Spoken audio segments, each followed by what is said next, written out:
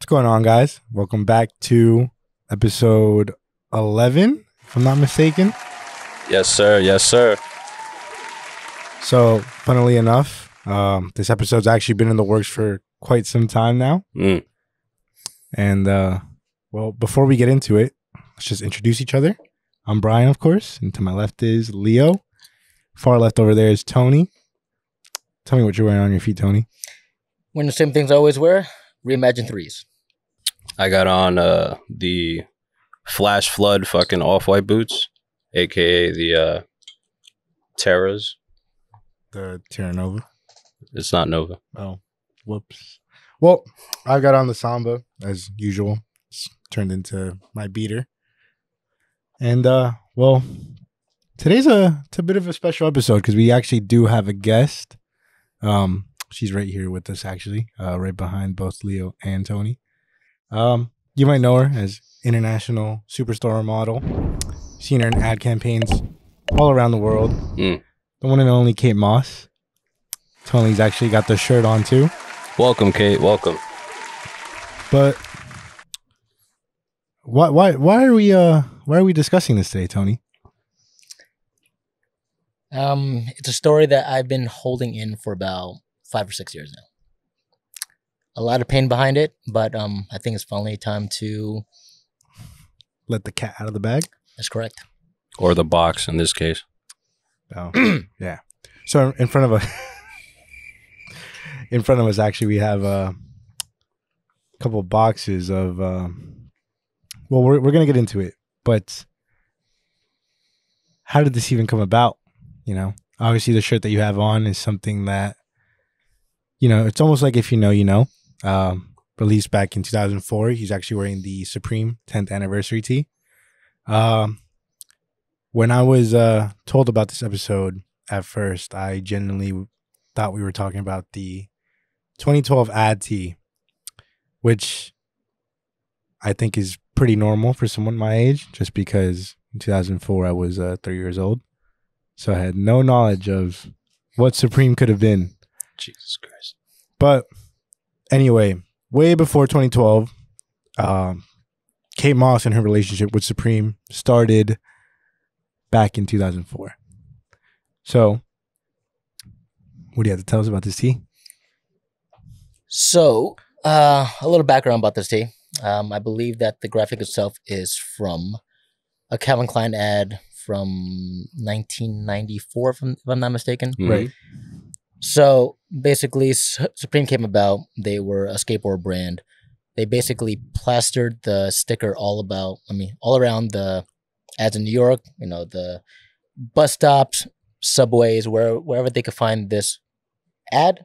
They basically slapped it on exactly how it is on this T-shirt. Yeah, back then they used to like sticker bomb essentially. Yeah, it's almost like guerrilla warfare, guerrilla marketing, where like not only Supreme did it, but like their like customers did it as well, just to like be cool and be in the culture of like, oh, I'm just gonna slap this anywhere on a bus, on a cop car, whatever the hell. And then eventually people started noticing that they kept slapping it on Kate Moss's, you know, region, on this specific ad, and then it just like took off from there. Everyone started doing it everywhere, nationwide. I think it even hit overseas. Wherever this ad was, people were just like slapping the T or slapping the ad campaign with the stickers. Yeah. Yeah, I mean, I like how you mentioned that because funnily enough, this is one of those things that like, you know, no graphic designer was behind this and was like, you know, this would be such a good idea. This kind of happened organically. So, you know, anywhere this ad was seen, you know, people were just tagging this with Supreme stickers, and Supreme even got hit with the lawsuit for defacing Calvin Klein ads, and it didn't hold up in court because, well, there's no hard evidence for that. But well enough, this was probably the first of many instances where Supreme really got hit with lawsuits. And this was a different era back then. You know, this doesn't really happen as often now, but Supreme was a lot more raunchy and a lot more open to doing stuff like this. Yeah, back then it was super street. They were like super like rebellious and like they were just doing shit to do it. It wasn't like, hey, you know, like let's do a Nike Dunk, let's do a collaboration with MLB or the NBA. It was just like, yo, I like Louis Vuitton's monogram pattern. I'm gonna convert it into a Supreme monogram pattern. You know what I mean? We could show that in Exhibit A. They did that. That was a famous cease and desist they got for a tee that didn't come out. And the decks, right? Yeah, there was a decks as well. Decks. Yeah, it was a box logo and a couple decks. And then like essentially anything that they were doing back then wasn't a real collaboration. It wasn't until they started doing photo tees. Oh yeah, that didn't start until like a year after that tee came out. Exactly. So like yeah, like their collaboration started with like, like a Raekwon photo tee. Like, that one got a cease and desist from the people at Sesame Street. Yeah, because famously there's a Uzi and a little Elmo in the same picture. I don't even think they were like, yeah, fuck it. It works. Let's do it. But the interesting part about that is at that time, Supreme didn't have an online shop. So this was strictly and exclusively only in store. Yeah. So no one even knew about this tee even coming out. If you were lucky enough and you were one of those people that just stopped in, you were picking up a tee, really. Yeah. Really, it wasn't until like the cease and desist from Louis Vuitton and Gucci that they like got negative attraction. And that negative attraction actually started a spark where people wanted to be, that ruggish, thuggish, street crew, like part of Supreme at any point in time to like be like, hey, like I also wear Supreme. Like back then it was like, if you know, and if you then, and you had a Supreme tee back then, it was like, you got a head nod. And I was like, you're part of the illest secret society known to man at that point. Yeah. But that's true. More onto this specific t-shirt. So there were the sticker bombs, all the ads, and on top of that, so after that, I believe 10 years later, for the 10th anniversary of Supreme, they released this, as you said. And if you knew, you picked it up. But apparently I believe that is when the cease and desist actually happened. Or no? No, they got sued beforehand just for the defamation. They didn't get a cease and desist. It wasn't for the actual t-shirt? No. Okay, so maybe that's where I heard wrong. Yeah, they spinned it and they actually released the original fake. And then that's how because it was the bendy around her and then like, I said original fake. It wasn't the pure ad as opposed to like the sticker. And that was like years after that tee. That was like 2008 when the original fake thing came about. Yeah. And they did like two different ones. There was one with a red bendy and then one with a yellow bendy based on the two different locations they had in Japan. Gotcha. Okay. All right. So that's something I just learned. Yeah. There we are. But what do these boxes have? So these specific boxes, they're actually two of, I believe, a set of 8 or 9 that we've had for probably the last 6 or 7 years. Exactly about 2017. So, these came into our possession. Is actually a long story, so I'm just going to start from the beginning. It was an old client from my old store in Highland Park. He came by every so often. He bought stuff, he sold stuff, etc., etc. And we built a relationship. When I moved to Jersey City, he called up the store. I didn't know who he was at the time because it was just through his voice. But when he stopped by the store, I recognized him. I was like, all right, so what's up? He stops by specifically with a bunch of vintage Supreme items. And I was like, so how did you get your hand on these? Because this was kind of when Supreme was at its peak. Anything Supreme slapped his name on, it sold. It was gold. It's like anything and everything. They had nunchucks. They had those, they had a brick. They had, whatever had the name Supreme on it, it was highly sought after. They were just getting bigger and bigger at this point. And this was probably, in my opinion, at their highest, and at the same time was when the rumors of, no, not the rumors, I'm sorry, when the news of American Apparel, they went bankrupt. Right. So nobody knew this until this actually happened. And slowly but surely, Kmart started to get all these blank tees. Nobody knew where they came from. It was like it was on Instagram, it was on forums, it was wherever and anywhere. And it's like in the beginning, no one knew actually where it came from, or if it was just like photoshopped, or people were just faking it. Yeah. It's like until everybody started to get it in hand. Yeah. And then obviously, you know, certain people, they actually went to the store, they took videos like, look, I'm walking in, is on the racks, et cetera, et cetera. Yeah. So when he was bringing me these specific items that he personally had, it was a little weird because the items that he was showing me, I've never seen on Instagram. I've never seen on the forums. I've never seen on Facebook. Nobody had these specific items. And that's kind of what threw me off. I'm like, it's like, I know that stores like Kmart were getting, you know, older pieces, but these were like never photographed anywhere. No one else had these. And I was kind of thrown off by it. It was specifically, I believe, 2 or 3 colors. I think it might have been like a military green, a blue, and a gray coach's jacket. We photographed it. We took pictures of the wash tags. We took pictures of the label on the back of the neck. We sent them out to multiple people who is more familiar with that era. They all said, everything looks good. And then last, after he told the story, etc., how he came about with all these, he puts on the counter a Kate Moss 10th anniversary tee. My first time ever seeing in person, because at that point in time, I would say that was like the holy grail, at least to me, for all Supreme items. I've always heard about it. You know, I've seen it online, but even for it to land in my store, I was like, is this real? Because, well, at that point, I've never even heard of people making fakes of it, because it was just such an old t-shirt. And like, if you were going to make a fake t-shirt at that time, it was going to be something more recent, you know, like the last year or two or whatever it may be. Mm-hmm. So again, I was completely baffled. I didn't know what to do. So again, we took all these photos, the screen print on the back, the screen print here, anything and everything from the stitching. It's like we sent these pictures to maybe, I think on that day, like 3 different people. We got answers from 2 of the 3, and both of them came back and said, I personally don't see anything wrong with it. It's like, I don't have the tee in front of me because it's buried in my collection, but I can't see anything wrong with it. And just based off the watermark on the back of the tag, I would say it looks good. Right. So that is how it came about. And then they consigned the item.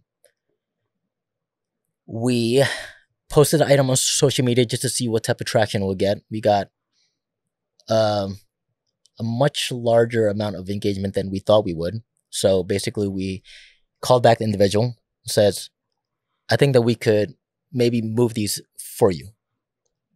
So let me know what you have left, and then we could go from there. What? Gotcha.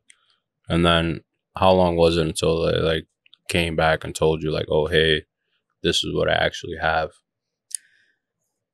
So before that, I guess they were trying to talk about how many other buyers have they had. You know, obviously now I'm thinking back at it. It was a negotiation tactic. You know, it was supply and demand.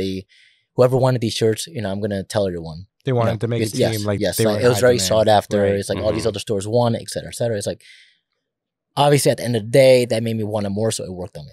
Okay. And at the end of the day, it's like, I wanted these. It's like, I guess maybe like I had an attachment towards it because, again, it was like the holy grail to me. Yeah. Of like every Supreme shirt that has ever come out.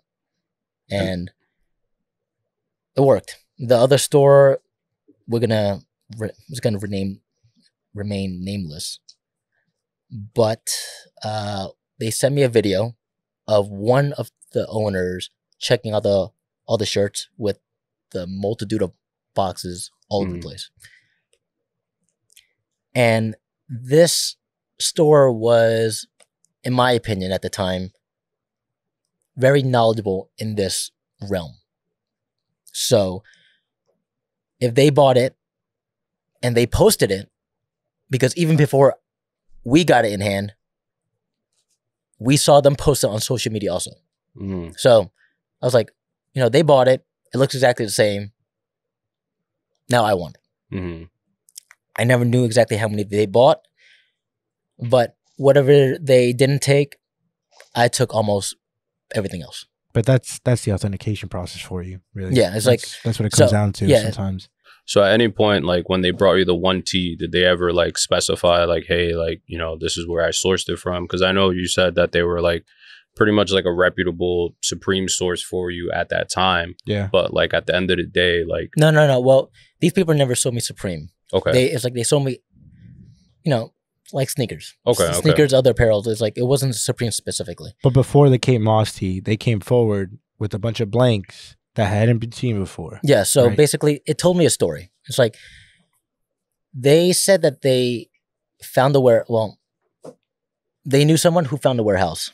This warehouse was owned by or rented out by American Apparel. Within that storage unit or warehouse was a bunch of Supreme items, along with the coach's jacket, the football tees, the football tops, whatever it may be, and boxes and boxes and boxes of the Kate Moss anniversary. So in the back of my head, you know, before you told me the story about what you said, I always thought that the C&D was actually when these came out. So right. I originally thought, oh, so maybe they got the cease and desist and they had to put the rest into storage. Right. Because they couldn't sell anymore. Mm-hmm. So that was me. Mm-hmm. But on top of that, when they showed me the boxes, it kind of explained a story to me that I don't think anybody would actually go to this extent to try to portray. Mm-hmm. Yeah. The boxes itself looked very aged. The tape. labels on the box are oxidized. It's like where you see the tape is yellow. Certain parts of the label, it states specific details about where it's going to be sent.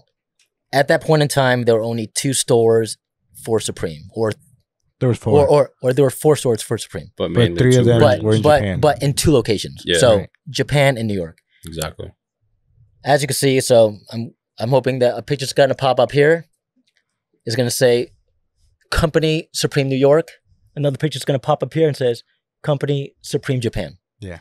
So everything kind of lined up. Everything really made a lot of sense with the bankruptcy, these boxes, how they were aged, how they were stored.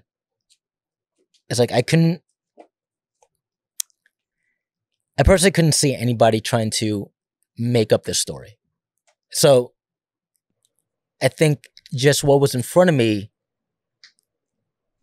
made me think that everything was like what it was. It's like I couldn't think of anything else to say that it was not fake at that time. Gotcha. And then like when they brought the tees, I know you said they brought the 1T. At what point, like, did you guys like, you know, say like, oh, this shit's legit, cool. So what else do you have? And then they hit you with the bombardment. I believe it was about a week and a half later is when we set up the appointment, store after hours, and they brought in everything. Or, and you'll see videos here of Tony and friends authenticating and counting out, you know, these T-shirts, the numerous amount of them and stuff like that with the unknown people who sourced them for us at the point in time. Yeah. And then from there, what happens with this abundance of teas that you now have bulk in and you kind of, from my understanding, control the market on? So I think shortly after that, it's like, I guess the forum started to blow up. Instagram started to blow up. Everybody was talking about these teas that they're randomly popping up everywhere. It's like a lot of people are saying there's no way that this, let's see, it was 2017, came out in 2000. So this 15-year-old tea, or 2004, yeah. so like 12. Yeah, about 13 years old. Mhm.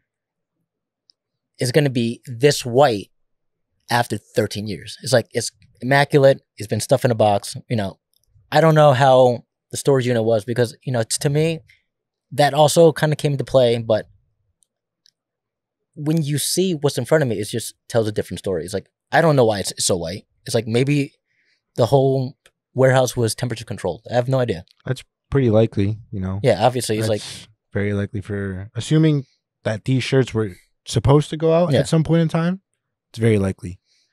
But then, so the forum started to blow up, Instagram started to blow up, and then there was a specific type of stigma about these tees, and that's when I got worried because we were highly invested in it, and we didn't know what to do with it anymore. And this came about with the same news of Kmart receiving American Apparel blanks, correct? Yes. And what was that stigma? Everybody thought that someone found 600, 700, 800 tees of white blanks, and they reprinted the Kmart logo on it. In my mind, I'm like, why would a person choose such a difficult screen print to print on? And even if you were to find that screen print or find like an image of high definition to even print on this, why would you put all your money into one design? It's like a lot of stuff doesn't make sense to me because like even if I was trying to pull a fast one, I wouldn't put all my money into one design. It's like I would just go strictly with just a box logo. Right. I mean, the one thing that actually sticks out the most is it's known that Kmart, when they did receive these blanks, it was only for whatever season was supposed to come out. So it was either fall, winter 17 or spring, summer 2016. Gotcha. Yeah. So in no way, shape, or form, at least to anyone else's knowledge, did they receive anything within the realm of 2003 and 2004. Yeah. And I feel like that's one big thing that we have to like be clear on because you mentioned, well, you don't mention it, but the watermark on the tag is one of the biggest things that has us, on the fence and has many other people on the fence. It's like, I don't know how many people know about this that was blasting this on social media back in the day that caused this. I guess it could go one way or another. So the Kmart watermarks that were received on their t-shirts in bulk, the gray t-shirts, black t-shirts, white t-shirts, or whatever they got, they had a watermark. The only watermark that I've ever seen people post on Facebook, Instagram, any selling platform was with a watermark of Supreme, SUPREME. Yeah, and that's the more recent one because that's what they switched to that after 2006. Yeah, after everything on these t-shirts is a watermark of SUP2003 and the letter T. Yeah. Explain to me and talk about, for people who don't know, how do you go about authenticating an item that you've never seen before in person? So I know of one particular reputable source. Basically, we've known that he's had this for years and years and years. We've seen it on his website. No one's ever bought it. It's a really expensive item. I believe at the time, $1,200 to $1,500 for a t-shirt. Jeez. So we reached out and we got it. And we wanted to bring that into the store. It was like, obviously it's a huge investment up front just to try to authenticate, but that's what we have to do to try to authenticate this because at the end of the day, this itself was a huge investment. So like when you got this t-shirt, what was the main point of acquiring what's at this point known to be, pretty much a baseline of what is real and then the unknown, which is these t-shirts? So we checked everything. We checked from the stitching to the actual graphic on the t-shirt, from the watermark, the front of the tag, the back of the tag, the image on the back. It's like everything kind of mashed up. There were specific types of differences that we noticed. The collar was slightly more thin on the one that was released in 2004. And also Kate Moss was also kind of whitewashed on the one that we had. The one that was released was slightly darker, so she didn't blend in with the white t-shirt as much. Right. So that's like the main thing that I noticed. But again, I don't really know what else to really make of it. Yeah. But it's out.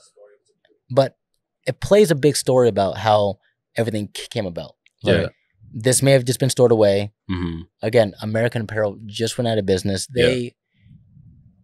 I don't know what rejected tees or where do rejected tees go. So you're saying like at the end of the day, like you couldn't unauthenticate, you know, this batch.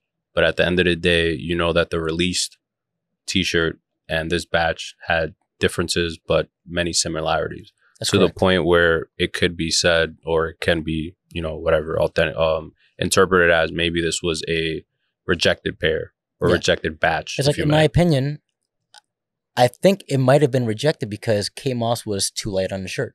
Gotcha. And It's that makes sense, to be honest, because I mean we there's B grades in footwear all the time. Yeah, I know. No, yeah. I mean, for it to happen with apparel, it's common too. You know, there's a lot of samples that don't see the light of day. It's like, just looking at this shirt to the right of me, it's like I could see clear differences from the one that we actually have in the box and this. Right? Yeah. It's like ours is, she's definitely more blended. It's like you can still see her, obviously, but she definitely blends in with the white background a lot more. She's definitely a lot more tan in this, and she actually pops out a lot more. Yeah. So, in my opinion, I really believe that the ones that we have in this box is like a B grade, right, or a rejected piece from that they told to, you have to reprint these because these are not right. These are too light. Yeah. And at the end of the day, with the story of how it was sourced, you know, it came from warehouse where there was just an abundance of other stuff besides this tee.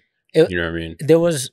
There were too many pieces of the story itself for me not to believe it. I don't know what else to really say about that. I guess you can make your own assumptions about where it goes from there, but it doesn't really go hand in hand with what people believe.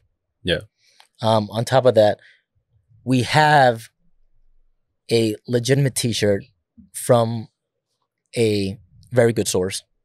And this one, even when I send photos and try to trick people, it's like, oh, is this real or is this real?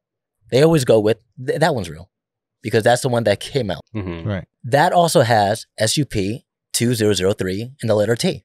Right. But the thing that does line up with this is the American Apparel bankruptcy. You received these tees back in 2017. Just around the same time, Kmart was receiving these blanks. So I guess it's very easy for some people to believe that those blanks that were hitting those stores were getting printed. Correlate. Yeah. And I feel like that's where this weirdness comes from. But at the same time, you know, like you mentioned, the tape on the box being aged, and then the labels being made out to specific stores with their inventory numbers.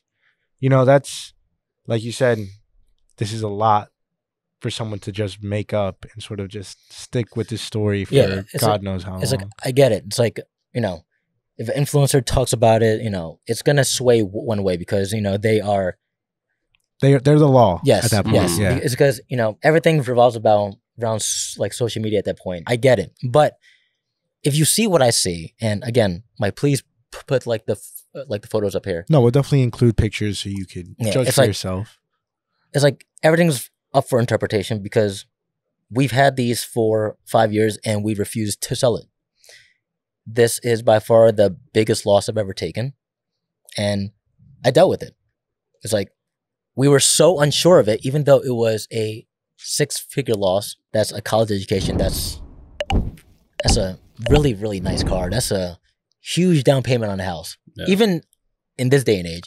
I mean, you could probably list off exactly. So it's like, buy with that. Even with that, we refused to sell it because we were so unsure at that point. Yeah. And like even to this day, we don't know what to do with it. Yeah. And it's still like up in the air. Yeah. And even if we believe a certain way, we can't sell it because because I guess at this point it's what the majority believes. Yeah, and to point out, like, there's, even when you're trying to figure out any information about this tee, there's nothing available on the internet to really guide you in any sort of direction. And I just want to state for the record, these tees are not being sold. No. It's like, even to this day, it's not being sold. We have no intention even to sell it. I just want to maybe just put the story out there, and maybe someone that works at Supreme will reach out and actually, like, you know, clarify like what these actually are. Yeah, if you work for Supreme, or you know anyone in that business who can shine a light on this, you know, manufactured tee or whatever, like, please comment below. If you have more than just a comment to say, we will welcome you on the podcast, and you can further explain, you know, the story behind or the origin of this t-shirt. even if it's, you know, a negative aspect or a positive aspect. You know what I mean? We can have, hypothetically, we could have somebody on here, you know, next week that, you know, comes on and next thing you know, Sold Out has Kate Moss t-shirts on the rack. Yeah. You know what I mean? It can go any way. Like we just trying to, we're just, at this point, we're just trying to clarify what the storyline is. Yeah. Because no one knows. It's like, because unless you worked at the office at this point in time, it's like we're never going to get like a definitive answer. And that's the issue with these teas. So again, big loss, but it's like we took it on chin and we just put it away for the last 5 years. Yeah, and at the end of the day, like even if these aren't the, you know, the manufactured tees, maybe this is a reject. Maybe Kate Moss was blinking one of the t-shirts or something, and there's something that we missed, and maybe they just rejected these. Kate Moss is actually slightly darker on the ones released. Yeah. Right. So I can't confirm, obviously, because I wasn't there. I didn't work in the office, but I have a feeling that maybe Kate Moss blended too much with the white t-shirt, and in my opinion, maybe it was rejected. Yeah. It's like, this was a B grade. You know, it happens all the time. It's like people print stuff to like, no, it's like you did it wrong. It blends in. Or, you know, like the red is wrong. No, or it's like whatever it may be. And that's very likely in the industry. You know, not just, it happens often in sneakers, and we hear about it in sneakers because, I mean. Yeah, that's how B grades are the outlets. Right. Yeah, that's how B grades get the outlets. But it's like when it comes down to like a tee that's only sold at one store, or like, you know, one store only, it's a bit more difficult to work around. No, yeah. Which is understandable as to why these have been sitting. Yeah, and you figure like all this stuff, like Supreme doesn't have like a sweatshop under in the basement that they're just manufacturing tees. Like they, you know, I don't know if they do it today, but back then they were outsourcing these jobs, you know, to a different company, sort of like what people do in the sneaker world now. So at the end of the day, if my message didn't get across to you in 2004 and like something's off, I have to throw out the whole batch. Yeah. You know what I mean? And it has to be perfect. Because remember, this is early Supreme. You know, this is, you know, they're in their 10th year, and they don't want to mess up this, you know, conglomerate t-shirt. And they've also had a lot of canceled projects that 100%. have been like finished, available to the public, but they've scrapped them because of issues like this. Yeah, no, 100%. So it's like, common. So it's not like it's not possible. Because I mean, at the end of the day, would you rather, right? If you're Supreme, would you rather just put out the tee and then at year 10 you're washed, or, you know, just scrap, even if it's 1 million tees, hypothetically, scrap 1 million tees, but then you can continue on as a business. Even if you don't release a tee at all, you could still have something else to fall back on. You know what I mean? No, Hence the original Fake collab that they did instead. And that original Fake is actually, that's a different print, because you had mentioned, or well, we mentioned this off air, that print is actually smaller than the one that Tony has on. Kate Moss is smaller because they had original Fake. Yeah, they had to fit original Fake on the top, and then they had to fit bendy around and make that still readable and legible on the t-shirt. Right. You know what I mean? So if you look at like a side by side between the Kate Moss and then the original Fake tee, you can see like the significant difference. The size difference, yeah. Yeah. Like one shorter than the other and all types of. Yeah. But I mean, at the end of the day, we're still here. You know, it was a minor setback, minor to us, macro to you, but we're still here. You know what I mean? We haven't stopped paying anyone, whether that's you're selling us a real Supreme t-shirt, or you're bringing in some Supreme 5s, or whatever the hell else you want to bring in, even though we still think that Supreme is dead, even though these boxes are graveyards. And there was one thing that I wanted from the Supreme drop. What was that? What was it? It was the Japanese knife. Oh, the current one. It was $400. So oh, the one like, so I'm definitely not paying that. Did you see the little ad? The one that dropped this. No, this. But it's just someone cutting up like a bunch of vegetables on a cutting board. That's got to be racist.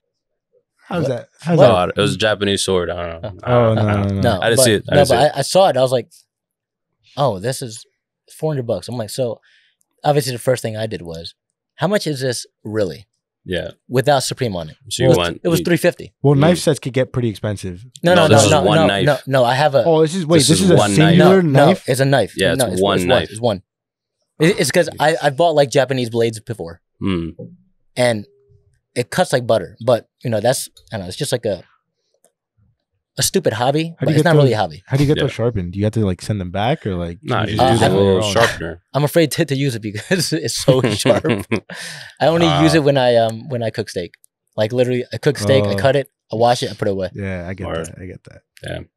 Jeez. But yeah, I guess these teas in general left up for interpretation. We're going to show you all the proof that we have with all the photos throughout this podcast, and you can make your own decision on what they actually are. There's a lot of ambiguity around them, but that doesn't mean that you can't have an opinion on them. We have our own, and what we believe might not be what you believe, and that's fine. But, you know, like Tony said, these boxes and all the other ones alongside them tell a story. And it's exactly why we think that with all this being presented, you're able to formulate your own opinions. 100%. And like, I mean, you can formulate or come to the conclusion of what our opinions are on this t-shirt. Just know that we bought it when? 2017. The year is 2023 and we still own every single t-shirt. So I can tell you, you know what I mean? We're still trying to figure out what's going on with these guys. Yeah. So it's still a never ending story until, you know, we can get James or fucking somebody, you know what I mean, who holds some kind of statue. It could be, you know, Jimmy, the freaking the manager from back in the day who's now like working at fucking Bass Pro Skate Shop, whatever the hell. You know what I mean? Like, yeah. And if you know anyone that might have any sort of knowledge on these, by all means. yeah. Yeah. I mean, at the end of the day, like, I don't work for Supreme. He doesn't work for Supreme. He might hate or wear Supreme, but he doesn't work there either. So regardless, like, even people in Supreme don't know how QC is handled. You know what I mean? Quality control on what happens when a t-shirt is rejected. Where does that t-shirt go? Where's the graveyard for Supreme? Maybe it was in those warehouses. Maybe it wasn't. I don't know. Come on and let me know what's going on, or let me know down below. There's so much that's kept under wraps that the consumer doesn't ever really find out sometimes. And this is one of those instances, you know. Obviously, we got the short end of the stick, if you really wanted to put it that way. But, you know, it's been 5 years, 6 years that we're working on clearing this up because at the end of the day, you know, this is something that is important to at least the history of the store. You know, we're still here. Or And although it might have been a minor setback, you know, it's a I testament. wouldn't say minor, but It's a testament. Well, I mean, it's a minor compared to anything else. You know what I mean? There's stores that close down for less. You know what I mean? Like, instead of closing down, we upgraded, got into a bigger location. You know what I mean? Better parking, as some people have told us. And, you know, we're still kicking and screaming. Yeah. although we don't have this specific item listed on our website, rest assured we definitely have a lot more items, both online and in store. You can see on earlier, there's 2 earlier episodes where we talk about one Supreme being dead. And then the very next episode, we show you all the Supreme that we have available. You know what I mean? So some of that is still available. we do have a lot of older Supreme accessories that were actually highly sought after in the past. Yeah. From nunchucks The to nunchucks, I'm not sure what the balls were called. Let's just call them the silver balls. Yes, the silver balls. I'm not sure what they were called, but yeah. Yes. All right. And then the Mortal Kombat. Mortal Kombat Arcade. The Mortal Kombat Arcade. That we have under market at $1,000, as you can see right here. You know what I mean? We'll even help you put that in your car because I know that's gonna be a fucking headache. I'll help you set it up. How about that? Pro bono. That's free. There we are. All We also have those dominoes, the original dominoes. Yes, that was very, very sought after at least a few years ago. That was 2012 actually. I think. We had the aluminum ones, but those sold pretty fast because they were cheaper. But we got the dominoes. See, so all right. as much as we think it's dead, doesn't mean we're not gonna carry it. You know? Nah, yeah. And by dead, we mean like it's no longer their box logos. It's no longer resellable. Yeah, box logos aren't reselling for $1,500, but you can still get, you know, your, I don't know, was NBA YoungBoy that sold out for $70. Yo, I forgot that's a photo tee. Like I forgot we consider that a photo tee. Do we? I mean, the answer is yes, Brian. It's a photo tee. Yeah. Kind of have to. I mean, that is the essence of the photo tee. Not the best one, but that's got to be racist. Oh my god! Goodness. On that note, guys, my name's Leo. This is Brian. That's Brian's small squirrel with the nut mug, and this is Tony. And these are Kate Moss and her many, many Decepticons. Peace. Thank you.